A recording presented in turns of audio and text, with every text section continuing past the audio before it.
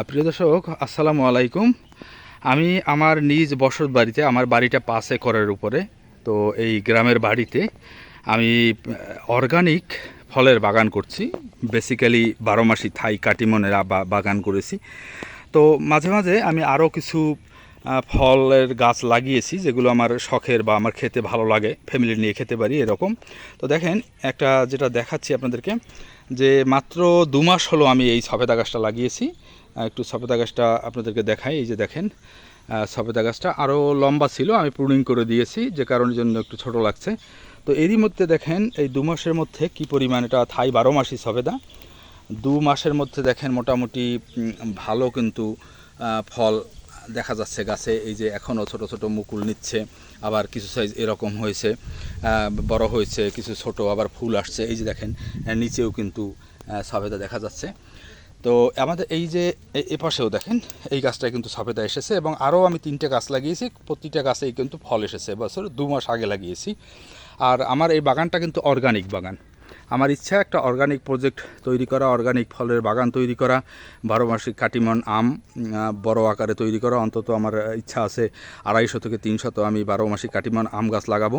তো মোটামুটি আমি এবছর প্রায় 50টার মতো আম গাছ লাগিয়েছি, যে গাছগুলো আপনারা এই যে দেখতে পাচ্ছেন, এই যে প্রুনিং করেছি আমি।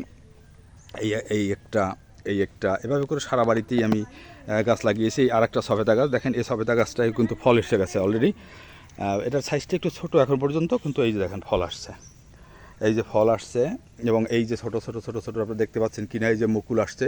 এবং এটা কিন্তু সম্পূর্ণ অর্গানিক, কোনো কীটনাশক, কোনো পেস্টিসাইড আমার এই বাগানে কোনো গাছে আমি ব্যবহার করি না। আমার বাড়ির মধ্যেও কোনো কিছু ব্যবহার করা হয় না, এবং ভবিষ্যতেও হবে না, কারণ এটাকে আমি আমার কি বলে, আমি অর্গানিক সম্পূর্ণ জৈব প্রযুক্তিতে আমি এটা করতে যাচ্ছি।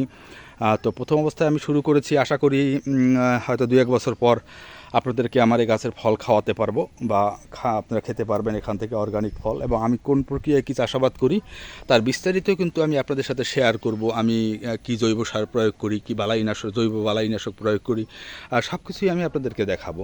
অর্থাৎ কোনো কীটনাশক, কোনো পেস্টিসাইড আমার এ বাগানে ব্যবহার করা হবে না। আর এটা শতভাগ নিরাপদ খাদ্য আমি উৎপাদন করব, অর্গানিক খাদ্য। তো চলুন আরেকটা বিষয়, আমি একটু মজার বিষয় দেখাই। তো প্রিয় দর্শক, যেটা দেখাতে নিয়ে আসছি, বাড়িতে পানি আর কি 3 দিন যাবৎ একেবারে একটানা বৃষ্টি হচ্ছে। তো এই পানি 1-2 দিনের বেশি থাকবে না, শুকিয়ে যাবে।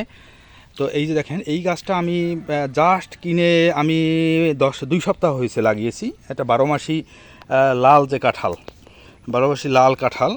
তো অল্প কয়েকটা গাছ লাগিয়েছি, 5-6টা গাছ লাগিয়েছি আমি, পিঙ্ক কাঁঠাল আর লাল কাঁঠালের। দেখেন এর মধ্যে কিন্তু মনে হচ্ছে যে মুকুল এসে গেছে, কিন্তু এর মধ্যে এই গাছে কিন্তু এই যে দেখেন মুকুল এসে গেছে। যে আরও যে কয়েকটা গাছ আমি লাগিয়েছি, প্রতিটাই এরকম মুকুল এসে গেছে।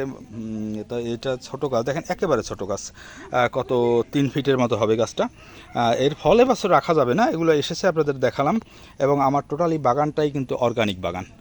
আমি সব কিছুই আপনাদেরকে দেখাবো, আমি শেয়ার করব আপনাদের সাথে, কি পরিচর্যা করি, কি জৈব সার ব্যবহার করি, জৈব বালাইনাশক ব্যবহার করি, আমার নিজস্ব জৈব সার উৎপাদনের প্ল্যান্ট আছে। সব কিছুই আপনাদেরকে দেখাবো। জৈব তরল সার আমি নিজে উৎপাদন করি, সব কিছুই আপনাদেরকে দেখাবো। এই আর একটা আম গাছ, এটা একটু বড় সাইজই আমি লাগিয়েছি, এবছর লাগিয়েছি। আশা করি যে এটা আগামী বছর ফল আসবে। তো প্রিয় দর্শক, ভালো থাকবেন সবাই। আর ভিডিওটি ভালো লাগলে আমার পেজটিকে লাইক করবেন, আর চ্যানেলটিকে সাবস্ক্রাইব করবেন। ভালো থাকবেন। ডিএন অর্গানিক অ্যাগ্রো ফার্ম থেকে আপনাদের সকলকে ধন্যবাদ জানাই। ভালো থাকবেন।